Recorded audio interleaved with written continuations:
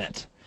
So we'll open up Kismet, and I'll pan out a little bit, kind of space things out. I'm just going to select my interp act remover, slide this back.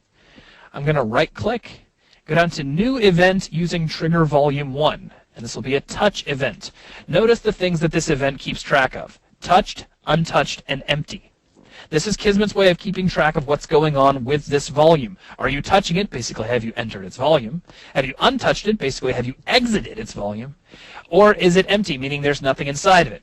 There are some things we want to do to this right away before we do anything else. First off, I'm going to take the object comment and call this lower lift underscore lower volume. So I know at a glance which one this is talking to.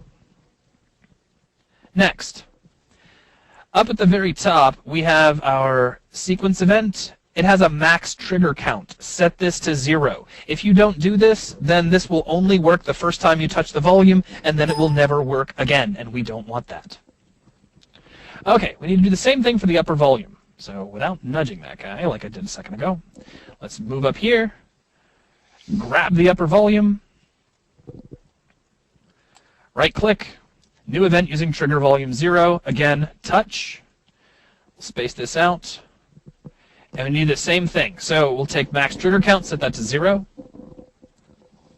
Take our object comment, and we'll call this lower lift underscore upper volume. Again, just a way to know which volume we're playing with. Okay, now here's the thing.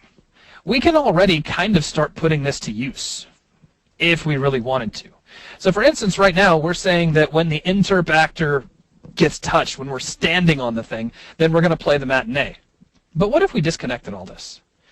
What if we said, when we touch the lower volume, actually, let me start with the upper volume. It'll just be easier to understand. When we touch the upper volume, we want to play. Remember, in this case, play pulls the thing up into the air. When we touch the lower volume, we want to reverse. That's basically play backwards. Makes sense. That's all there is to it. So let's go ahead and just start there for simplicity's sake. And we can test that out right now. So I'll get us out of this volume, hit play, and pull that up. Nice. Now it's not going to work as a lift anymore, because it's the only times we're talking to the matinee is when we cross into those volumes. So if I come down here, pulls down. Now if I where the heck are my stairs? I'm lost. I like how Major Manic said, serious time now. Yeah. So now we hit it again, and we pull it back up. All right, fantastic. So very, very basic. Now here's the catch, though. We need to check for a few different things. We need to check and see, one, if we're standing in a certain volume. But we also need to check and see if we are standing on top of the lift. We have two different factors here that should make this thing play. And in order to make all of that stuff behave, we've got to kind of start thinking a bit like programmers. Visual programmers, Nelson. Yeah, Nelson. Yeah, visual. Nelson. Visual programmers. So to start things off right, what I'm going to do is create a way to keep track of where the elevator is at any given point in our visual scripting code. Notice we have the ability to have an output when our playback is completed. That's when we reach the end of our sequence. And when it's reversed, that's when it plays backwards and reaches the beginning again. We're going to put that to use. I'm going to right-click and choose New Action. Set variable, bool. It's just a true or false value. So we're going to set a Boolean value. So when we're completed, we'll set this. Now we need to decide what it is we're setting. So this is where things get a little bit fun. And if you're completely new to Kismet and this is already scaring you, I implore you to check out the video for this later. But I do kind of have to get a little bit of a move on. So I'm going to try to set up an object comment to make this a little easier. Now, remember, how did this play back? When we hit play, what is the lift doing? It's going up. It's going up. That's exactly right. So when it's completed, the lift should be at the top. So here's what I'm going to do. I'm going to set my object comment to something that'll seem a little interesting at first. Lift not at bottom. Next, I'm just going to duplicate this guy for speed's sake. So Control-C, Control-V.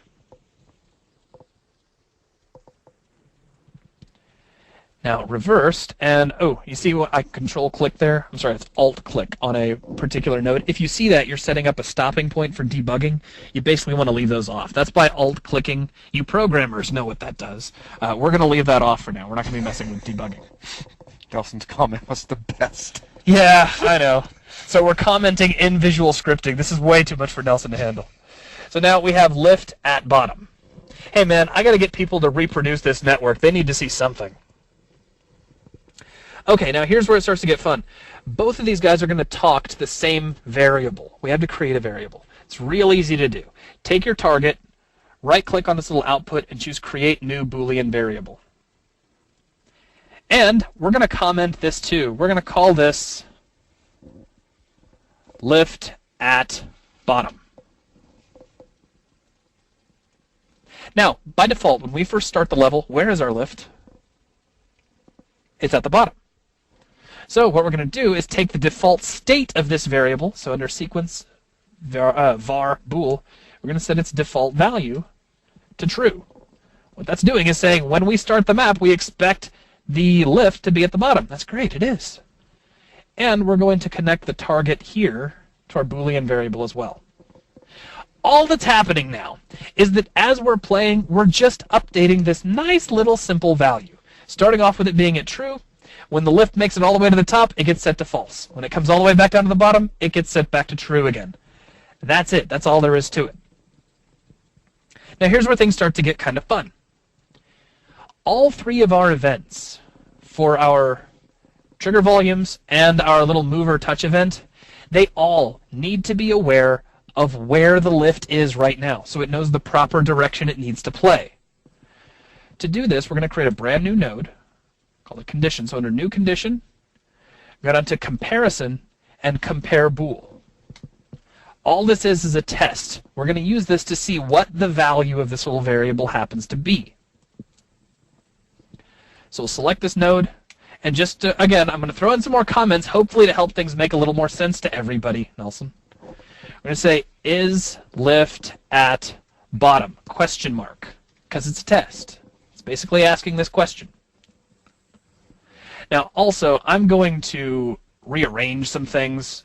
Forgive me. We're going to take our interp actor, so our mover event. I'm going to move that, thank you, up to the top, and take our two trigger volume things and move them down.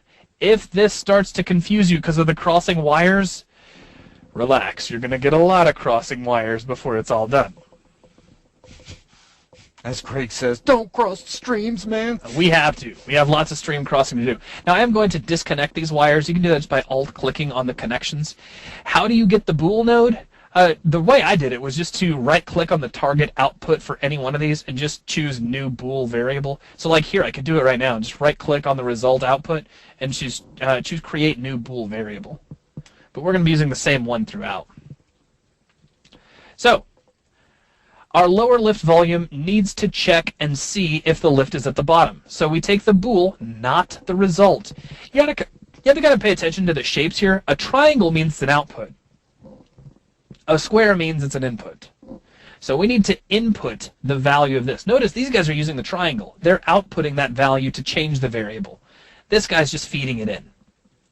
So when we touch this volume, we need to check and say, is the lift down? And actually, you know what? I'm going to get even a little crazier with you guys. Bear with me. Dun, dun, dun, dun. Our upper volume is actually going to be on the bottom. The only reason I'm doing that is because that's the way it is in my notes. And if I screw this up, then everybody's going to get really frustrated with me. All right. So first thing we do, when we touch the lower volume, we're checking to see, is the lift at the bottom? Let's make sure everybody's checking that. So hit Control-C, Control-V. And notice it's already nicely connected when you do that. So when you touch, check here. We'll come up here, check. Is the lift at the bottom? Now, when are we going to check this? When the pawn is attached. Basically, that means when the player is standing on the lift. Okay, now that's essentially most of the hardest part. Now we just have to get everything connected based on the results that we find here. So let's just start with the lower volume. The lower volume is checking to see, is the lift at the bottom? If it is not at the bottom, because remember, we're at the lower volume.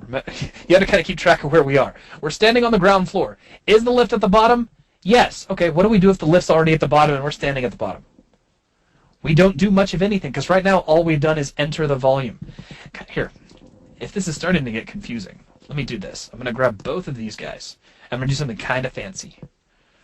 Right-click and create a new wrap comment. We're going to put these guys in a box. So one comment to rule them all, Nelson. And this is going to say, check to see if we're in a volume. In parentheses. Bring... Oh, wait, hang on. Let me keep that simple. Bring the lift to the volume.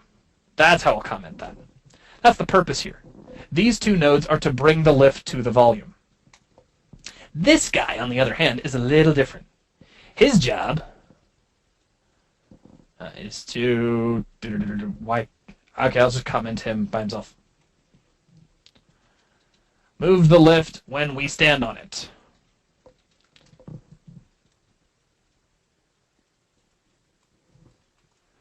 So, again, it's just a way for everybody to know what it is we're creating, kind of why we're creating it.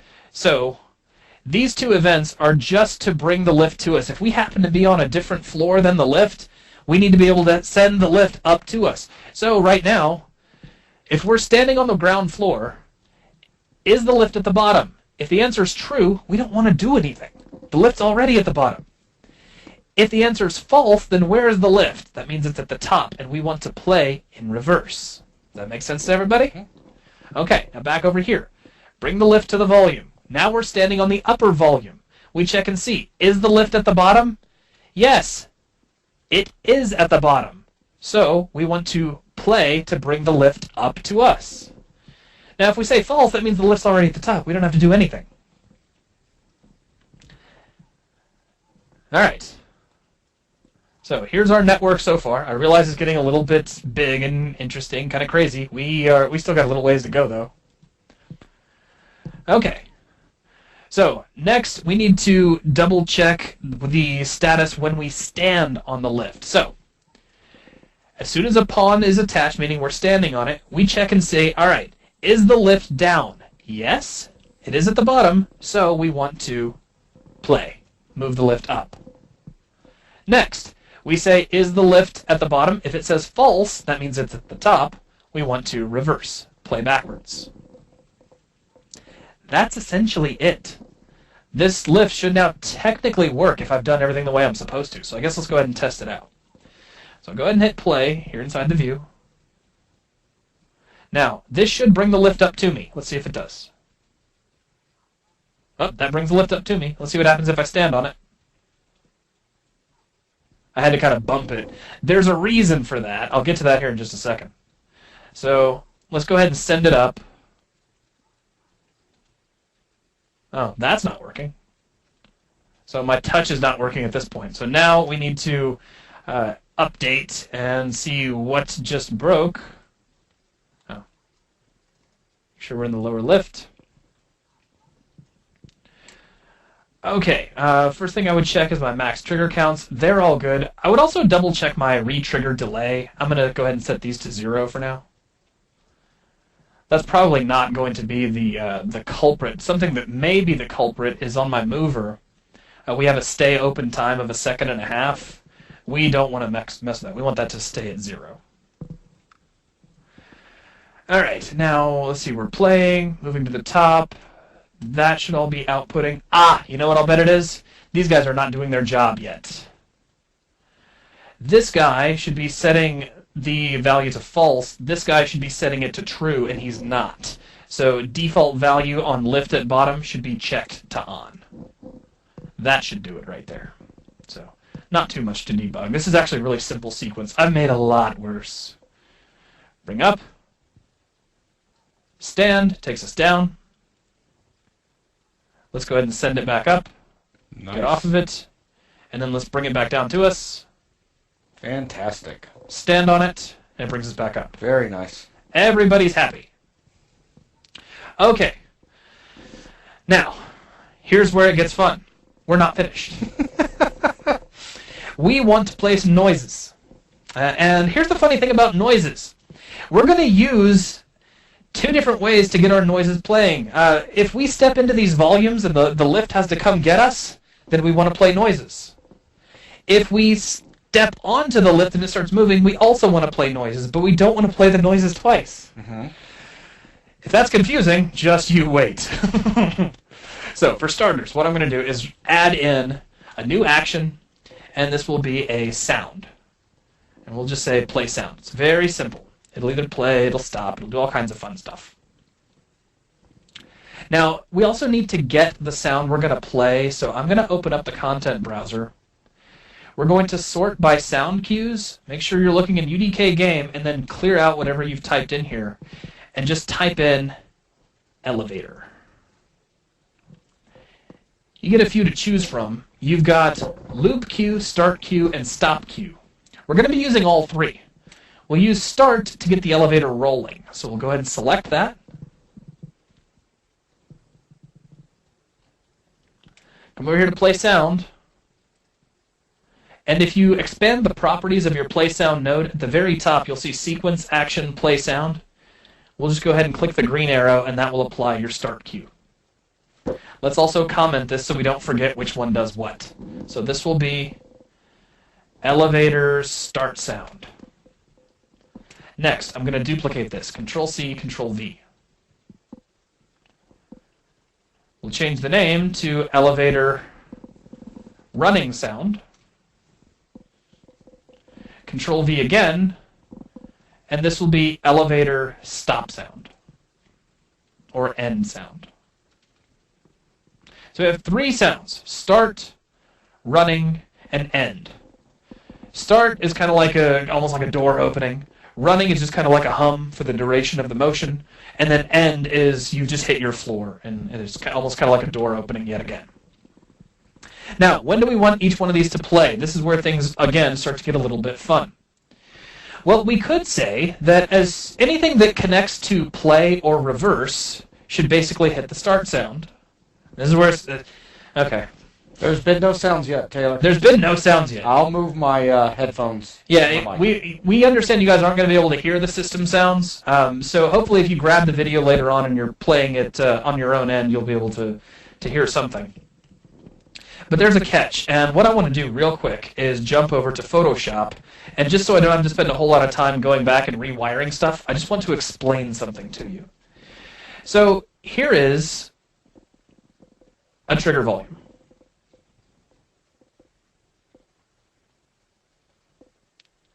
Here is another trigger volume, just like our elevator setup. Remember, if I'm standing in this volume, that's going to call the elevator down to me. When that happens, I want to hear noise. I don't know why it's music, but we want to hear noise. However, when I get back on the elevator, so here's the elevator, and then let's say I move, suddenly I'm standing on the elevator.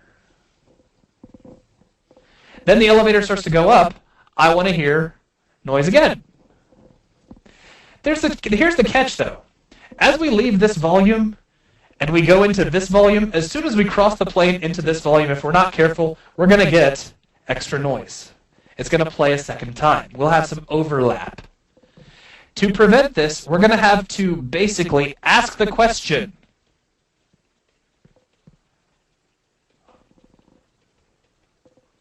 are we playing sound right now? Or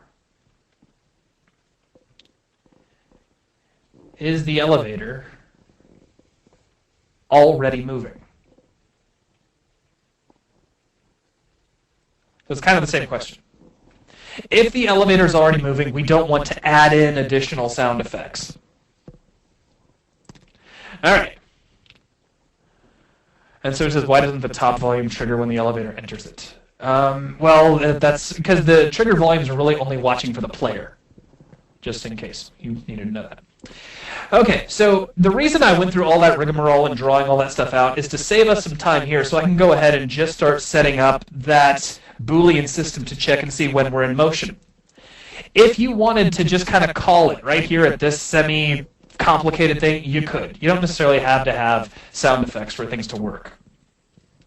So what we're going to do is start off with a new condition, compare bool. Let me go ahead and name this. Let's call this is elevator moving. Now, what do you think the default state of that should be? When I start the level, should the elevator be moving? I sure would hope not. I would hope not to. So let me move these guys out of the way. And we're going to start off by taking the input to this. We'll right-click and choose Create a New Boolean Variable, like so.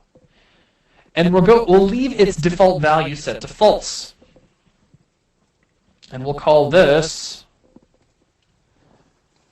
elevator status. Or, well, let's call it elevator moving. So right now that's set to false, because the elevator shouldn't be moving by default. Now here's where things get fun. Anything that is currently connected to either play or reverse is going to need to check in with this guy. So that includes both the connections here. So basically, anytime the elevator moves up or down, we need to check this. Hopefully that makes sense to everybody. Does that make sense to you? Mm-hmm. All right. So we always want to check this. Once we've checked it, if the elevator is moving, what do you think we want to do? If we're playing sound and the elevator's already in motion, what do you think we want to do?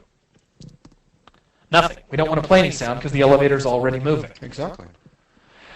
However, if it's false, now we need to do some stuff. So what all are we going to do? Well, first, we're going to change the status of the elevator. We're going to say, well, if it's moving, we need to tell everybody it's moving. So I'm going to right-click, create a new action, set variable, Boolean, and I'll go ahead and throw a comment.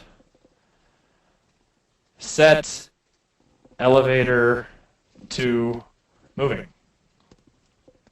So if false, we want to set this. Take your output target and plug that in. We've now just changed the status. Now the elevator is officially in motion.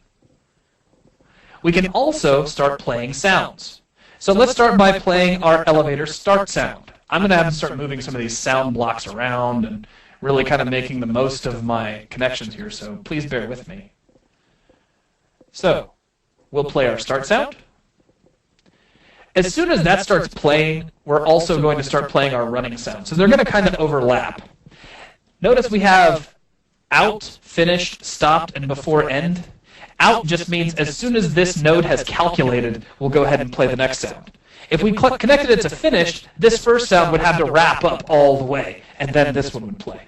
So we don't want to do that. So we'll let that play all the way through. But we need the ability to stop the elevator running sound.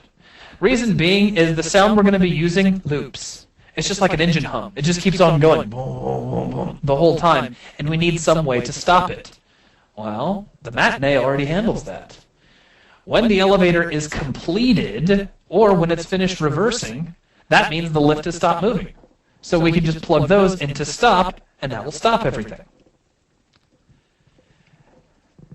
Now, at this point, the elevator has stopped moving, and there's a couple of things we can do. First off, we need to tell the elevator that it's not moving anymore. I'm going to take this set bool, where it says set elevator to moving. We're going to copy it. I'll go ahead and leave the connection, that's handy. And we're going to change the name to not moving. Now, double check your statuses here. Our default value of this first one should be set to on. The default value of the next one should be set to off. Now, when are we going to set this off? Well, as soon as this sound effect gets stopped, which is the same as when the matinee completes. So matinee will hit stop on the sound effect. The sound effect is in turn going to take our elevator and declare its state to no longer be moving. And once that happens, we are then going to play our elevator end sound. That's essentially it. The only thing we need to do is make sure these guys have the proper sounds established, because we never really did that. So our elevator running sound back over here is going to be the elevator loop cue. So we'll have that selected. And over in our elevator running sound, hit the green arrow. And then our elevator end sound is going to be elevator stop cue. We'll just select that and hit the green arrow. So I'll put my headset up to my mic. We'll just see how it goes. Yeah, cross fingers. Make sure it didn't break anything. So we'll go ahead and hit play.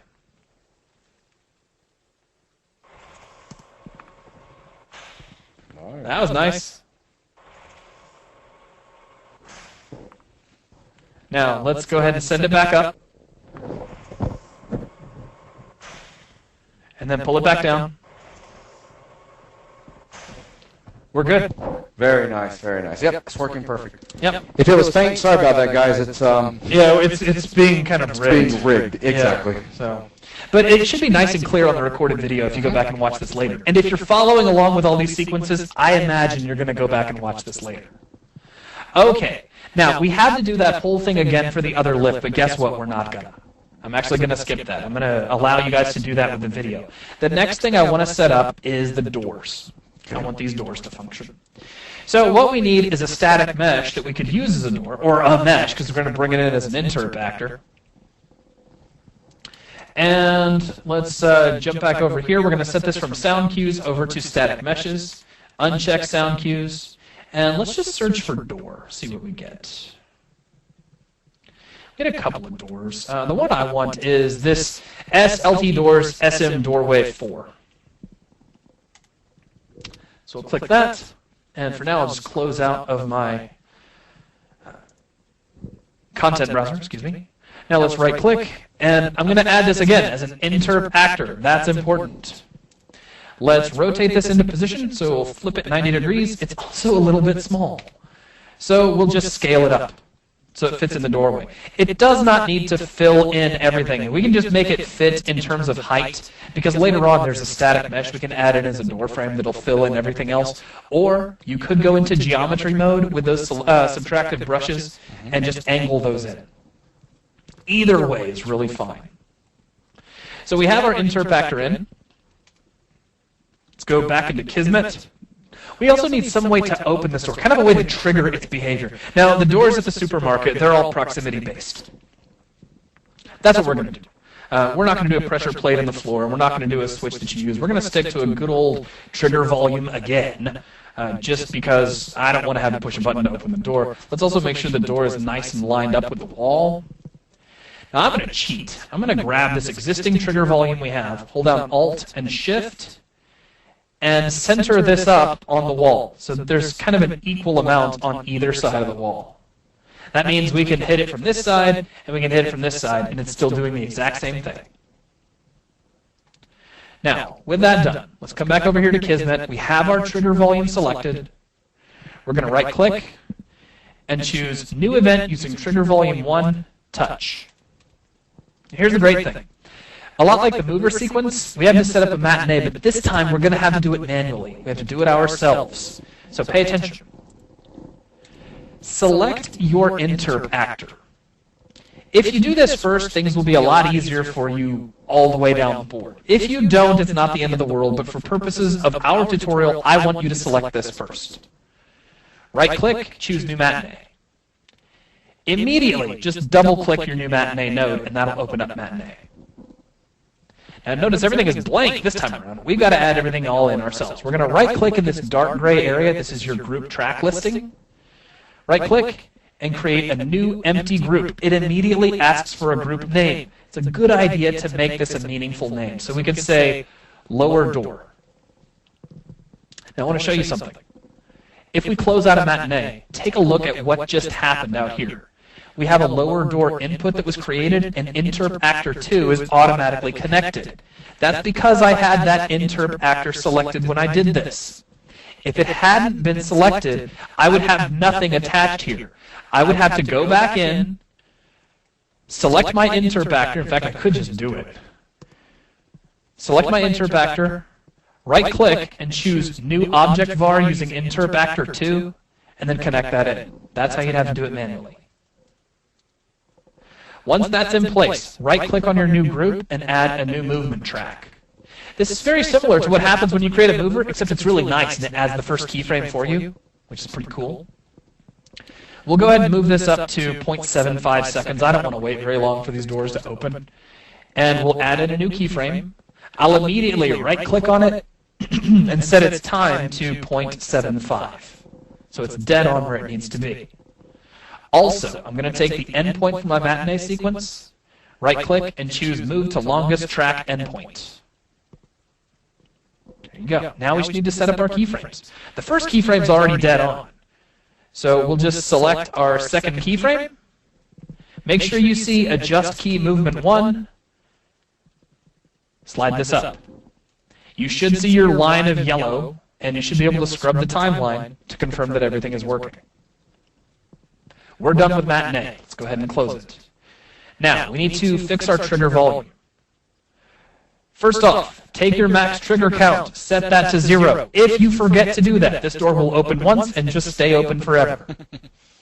We'll go ahead and leave our retrigger delay at 0.1. In fact, that's generally a good idea. I shouldn't have set it to 0 on those others, but that's all right. It's not the end of the world. Now let's see, that's pretty much all we really need to do here. Let's take our touched and connect that to play. Untouched is when you walk out of the volume. We'll set that to reverse. That's it. Done. So we can go ahead and test this part of it out. If we hit play, opens, closes, opens, closes. Ta-da! The last thing I want to do is play a sound for this, which is a lot easier than the sound we had to do before, fortunately. So we'll go back into Kismet. Let me move my nodes away. So Control-Alt, drag out a box, and then Control-drag those back a little bit. We're going to right-click, New Action. Under Sound, just choose a new play sound. Let's dig up the sound we want. So I'll open the content browser. Let's search for sound cues. And you see I've already got some doors set up because my filter is already set to door. We have close start and open start. It's a couple of different variations. You can double-click these to play them back. I'm not going to bother because you guys won't be able to hear it anyway. Let's grab open start cue. And I'll just come over here to my node and click on the green arrow to connect that to play sound. I'll just duplicate this guy. So Control-C, Control-V. I'll move this guy underneath. Over in the content browser, grab the stop cue. And then back in my node, once again, click the green arrow. So we have this one playing start cue, which I'll just comment that for everybody to see. And this one doing the stop cue.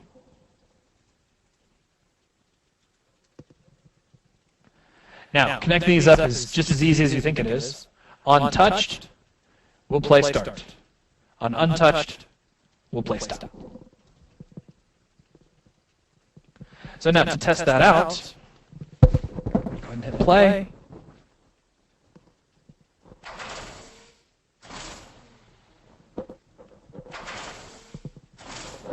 Easy. In fact, so much easier than the lips.